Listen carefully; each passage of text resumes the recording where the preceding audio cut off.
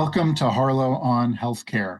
I'm David Harlow, and I invite you to join me by my virtual hearth as I sit down with healthcare leaders to discuss building the future of healthcare.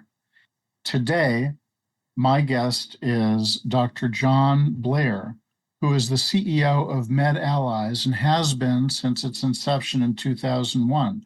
We'll talk about what MedAllies is in just a moment, but Dr. Blair is a physician who's been there and done that around medical practice, around healthcare practice management, around health information technology and healthcare interoperability as well. Dr. Blair worked as a general surgeon for 20 years before becoming president of the Taconic Independent Practice Association, which was a network of over 5,000 physician members. He and the association had been heavily involved in pay-for-performance operations and has been involved in healthcare delivery transformation over time. John, thank you for joining us today and welcome. Well, thank you, David. I'm excited and happy to be here. So the question of the moment, of course, is what is a QHIN?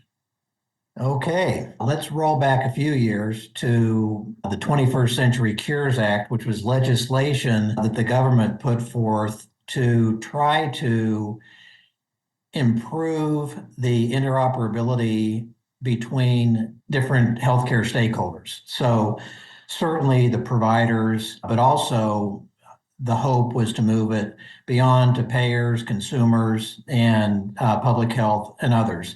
And part of the 21st Century Cures Act was the concept of a trusted exchange framework and common agreement. The acronym is TEFCA. And that was getting at trying to create a common standard platform that the national networks would use and become a network of networks. So you got standardization of the networks. There was also the concept of a standard governance across these networks so that there was a say in what was going on from the users all the way up to policymakers and back down. So there was an interaction there. And then lastly, that there is a legal construct so that it all flows down. It's identical for anybody that connects to these networks. So you've simplified those three things, and that's TEFCA. And under TEFCA, when I talk about the networks, the QHIN is the network. It's the Qualified Health Information Network. That's what the acronym stands for. And this has been several years in the making. As I said, 21st Century Cures was around 2016, and the TEFCA announcement came out about 2.5 years ago as to what was actually going to be there under the QHINs. And so about a year ago, the first applications went in for QHINs, and we were a couple of months behind that initial group, but we caught up and finished with 4 others that were all announced last month in December. And so we're one of the 5 QHINs that are up and running now and live in the United States. Now, there are others coming along, and if I remember correctly, the approvals were about a year ago, and there are about another half a dozen or so that are working to get up and running. So you're in the first cohort, and there's another cohort coming up behind. Yeah. And this is really the beginning of delivering on the promise of interoperability. Is that an overstatement, an understatement? No, it's not an overstatement or understatement. It does deliver. What I would say is the promise of interoperability has been evolving and has been successfully occurring. The market has done a lot of that, and also the government, through some different incentive programs, particularly out of Medicare, have bumped that along too. However, it's stalled in treatment, interoperability for treatment between providers and hospitals and post-acute care, et cetera, is doing reasonably well, but it's bogged down. You've got about 70% of the hospitals that are connected. You've got, a little less than that on the ambulatory side, but it's kind of bogged down. It's kind of stayed right there. So what TEFCA does and these QHINs will do is the hope, and I believe it's going to happen. I'm very bullish on this. We wouldn't have done all we've done to get here if I wasn't, but the hope is that 70% will push out to 80, 90, upwards 100%. Again, I think that we've done reasonably well on interoperability, but there's still a lot more to do. And this whole piece with TEFCA and the QHINs, as I said, have the promise of increasing the reach of connectivity, but it goes beyond that. There is now coming into focus something that always needed to be there, but it's not just laying the pipes and connecting everybody. It is actually what travels through the pipes and the quality of the information. So that now becomes the newer focus as connectivity is rounding third base and heading home. And then the other thing that's going to happen is, as I said, treatment is, I wouldn't say well healed yet, but it's certainly doing reasonably well. This is going to allow multiple new purposes of use on the network. So in addition to treatment, you're going to have individual access service. I mean, we've been working for years to try to get the consumers to be able to get access to their records. Well, now under TEFCA, the QHINs, the participants that are connected, if there's an individual access or a consumer-facing app or application that's on the network, they will, with the proper security and identity and everything, they will be able to get their information from any connected entity. So that's a new use case that's a big deal. We will be bringing up 2 consumer-facing companies in this quarter, and one of them has the potential of having up to 150 million patients on them. So that's the kind of thing that's happening that goes way beyond just the treatment use case. Sure. So that's a connection between the MedAllies QHIN to a patient-facing app. And what has to be behind there is the connections from care organizations to your QHIN, and presumably connections to the other QHINs and to other care organizations in order to reach that grand total. Yeah, that's very important. Well, you brought up a very important point that I think deserves a little more comment and emphasis.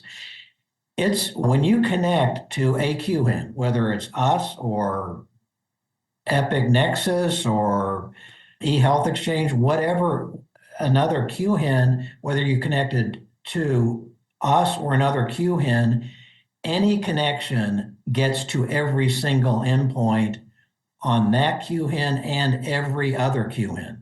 So it is truly a network of networks, with the amalgamation being everybody that's connected on all networks. So anyone that's querying our network hits every endpoint on every network. Right. So if I'm not mistaken, MedAllies started out in the direct trust era. Is that correct? No, as you mentioned, it was back in 2001. I'm an old guy that's been doing this for a while. Before I hit that, I just want to mention, I was just going to say that in addition to consumer, public health is another important use case. Government benefits is another important use case. Treatment and operations, payment and operations, which will bring in the payers, is another important use case. So again, this goes way beyond treatment and really does bring in all healthcare stakeholders. I mean, even social determinants of health will ultimately make it into this. So multiple other use cases. Now back to MedAllies, we grew out, you mentioned the Taconic IPA and me practicing, and I was actually doing all three for 5 years. I don't know how I lived through it. That's exciting. Yeah, doing surgery and running a 5,000 doctor IPA and starting up a technology company. But anyway, initially we came out of it rose out of a need that was perceived in the Taconic IPA in Eastern New York, where we were north of New York City, covering about 8 counties. I'm not part of that anymore. I have been out since 2015, but we were watching what was happening in various places around the country, like Kaiser and different integrated delivery networks. And we knew the practice would be getting digitized, and we were trying to figure out how to more meaningfully implement technology, off-the-shelf technology. So instead of just slamming in a system in a doctor's office to get better reimbursement, we really went deep into how to use that to transform how they practice, with a strong lens on improving quality and reducing costs. A lot of research out of Cornell over the years on that work, but that's how MedAllies started. So right out of the gate, we were concerned about coordination of care, transitions of care, and that kind of thing, because there was a lot of evidence of medical errors and all sorts of quality aspects that could be improved with that. So that was our focus, and that's why MedAllies started. So between 2001 and 2010, we brought up a health information exchange in the very early days and operated that for a decade. And so we cut our teeth really on the traditional regional health information exchange. We got interested in push connectivity, point to point push connectivity, really thinking about primary care providers referring to specialists and specialists sending the consults back, and discharges from the hospital to the primary care providers. I mean, back in those days, half of the time a patient showed up in a primary care provider's office after hospitalization, the doctor didn't even know about it. So, we were trying to solve those problems. And as Direct bubbled up, we got very involved in that before it was even called Direct. Some of the work we were doing in the Hudson Valley got caught up, pulled into the national effort. So that brought us into Direct. And when it launched in 2012, we were really encouraged by some of the larger EHR vendors to roll out a national network. The view was, you guys have been doing this and are very familiar with it, got to run a national network. MedAllies went from a regional company in 2012 to a national company bringing up a national network. So we've been in the direct space. I would say decade one was HIE, decade two was direct, and decade three, we have moved into this QHIN space. A brave new world. Oh, it is. It is. If you're just tuning in, this is Harlow on Healthcare, coming to you on Healthcare Now Radio. I'm David Harlow, and my guest today is John Blair, CEO of MedAllies. So you've parsed out the evolution of MedAllies into decade one, decade two, and where we are today. Would you say that the evolution over the last decade is, in fact, evolutionary, or is this revolutionary? Are we moving from the Model T to the EV, or to something beyond? That's an interesting question. I guess it depends on who you're asking.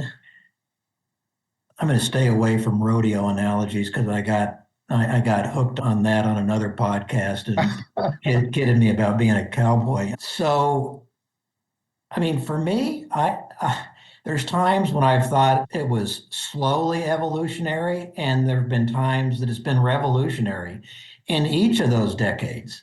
And I was pretty naive when I started on this in 2001. I thought we'd have interoperability pretty well licked by 2005. Oh, And a lot of people thought that, right? well, I know, but I shouldn't have thought that because I knew how tough healthcare was. Mhm. The thing I didn't really put in the calculus was healthcare and technology is even exponentially harder. As I look back again through the decades, there's been some revolutionary bumps. And so again, I think it's a combination of both. But I'll tell you, I enjoyed being a surgeon. I was a laparoscopic surgeon, really enjoyed it. There's a lot of innovative stuff happening then, and I'm drawn to that. But I've never regretted going into this because it's been exciting all along. It's been challenging and you've got to be tenacious to stick with it, but it's been pretty fun. So yeah, there's been some revolutionary times. Right. So some of the exchanges fell apart because they were not nonprofits, grant funded, et cetera. Do you feel more secure about the long-term stability of QHINs? And I wonder if you could sketch out for folks the funding for the long-term success of a QHIN. Well, you can take not-for-profits and non-HIEs and find companies that go under. So I think it all depends, for profit or not for profit, on your value proposition. And if you're depending on public dollars, you better have a plan for those public dollars to last you for the next 20 years. But at the end of the day, if you're producing value that allows you to sell at a price point that covers your cost, you're going to be sustainable, just almost by definition. I wouldn't have jumped into this. I remember somebody making a comment way back in the HIE days when these struggles were happening there, and they said, well, one thing about John, he doesn't dive into it unless he can figure a sustainable model from day one. Doesn't mean that I'm always right about it, but I wouldn't have gone into this QHIN thing had I not thought that it would be viable.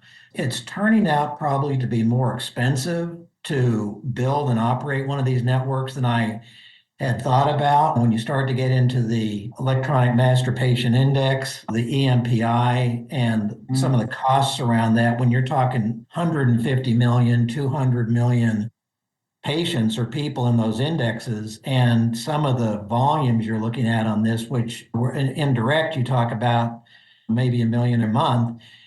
For these, we're up in the 20, 25 million transactions a day already, and we're just beginning. So my point is, I probably underestimated the ongoing costs, but I think that I think the pricing that this is going to drop to, because I think there's going to be a lot of competition. I don't know that it'll be fully commoditized, but I think the pricing around this will cover the costs. Now, will it cover the cost for 20 or 30 QHINs? I would be surprised unless the market expands dramatically. But can 8, 10, 12 make it? I think so. But you're going to see some winners and some losers. And I don't think it's going to have anything to do with profit or not, or for profit or not for profit.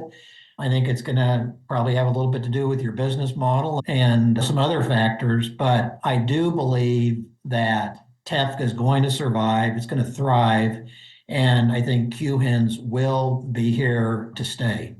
Right. So you've sketched out a number of different sort of uses for the data, whether it's clinical use, continuity of care, whether it's payer provider communication, and whether it's research. And I guess I wanted to focus a little bit on that last category and whether sort of various kinds of research. Is there a danger in treating the data as a commodity? Is that a benefit? I think different groups of folks might think about this differently. I'm just wondering how you think about it. Yeah, I mean, The great bulk of data to deal with here. yeah, you've got good questions. I didn't mean to say the data would get commoditized. I meant that the pipes, the piping, the actual. I understand. I Yeah. understand So that. yeah. So yeah. My point was, it's not going to cost an arm and a leg to connect to a QHIN. I think it'll be reasonable. In terms of data, I think data is data, and it's going to stay the way it is. I think that although some QHINs are going to have data, and I don't know if they're going to use that for the purposes of some of these edge systems that make their business model on pushing the data out to life sciences, as you just mentioned, or pharma or payers or whatever, or do analytics on it. But for those of us that are doing it just as a network, as a conduit, data doesn't, what happens with the data has nothing to do with our network. It has to do with the companies that do things with data today. Data is monetized in many ways today, the output of analytics from data, and then also the moving that data on to the places I just mentioned, payers, pharma, life sciences. I do think it's going to be interesting because most of those companies, I think all of those companies today that move data on have proprietary networks. So they've got to be getting their data from somewhere, right? So they get it from large EHR vendors or various places, and they follow the law, and there's transparency and there's consent from the patient. So all of that's pretty well buttoned down. But and this is what I think is going to happen. They've built these networks. I was talking to a major insurance company just the other night, and they said, John, we've got interfaces into the major EHRs. We've got interfaces into Epic, into Oracle, Meditech, Altera, ECW, Athena, et cetera, et cetera. And so we already can get that. How will TEFCA make a difference? And you'll get the same kind of comments from these companies that do request of information or what we were talking about before that are getting the information and getting it onto life sciences. They're going to say, we've already got this. Why do we need TEFCA? And my answer back is, yeah, you've got 50, 60% of the country. What about the rest? And TEFCA gives the opportunity to move that 70% of hospitals, et cetera, to 80 or 90 or whatever. And that resonated. And they said, well, yeah, I mean, if we can get some of that we haven't been able to get, that's important. Then I pointed out another thing. I said, okay, let's say you go with TEFCA and you run side by side your proprietary network that you had to build and maintain. And if you find out you're getting the same data quality and amount through the QHIN, are you going to keep operating that infrastructure? And they said, no, it's expensive as heck. We'd be happy to drop it. I said, there you go. So to me, that's what's going to ultimately happen here with those kind of companies you're talking about. Right. Well, all very interesting, Sean. I'd like to sum up with my final question for our conversation, which is, if you were to wake up tomorrow and find yourself 5 years in the future, what is one thing in healthcare that you would hope or maybe expect to find has changed drastically? Well, I'll make it simple. One thing you hear about still today is people complaining about how they need to fill out a form every time they go to their doctor and a new form when they see a new doctor and go through all of that because none of that stuff is moved around. I think that those people will, that they'll be saying to their children and others, back 5 years ago, I had to go every darn time I went to a new doctor and fill this stuff out. And people will say, oh gosh, I can't believe you had to do that. So I think that just the basics there, what's going to happen, I believe, you've got multiple different electronic health record systems out there and that are widely installed and don't really work together yet well. They connect, but they don't work together well in terms of the workflow as you transition. And I think that you will get much closer to one virtual system with regard to how they work with each other.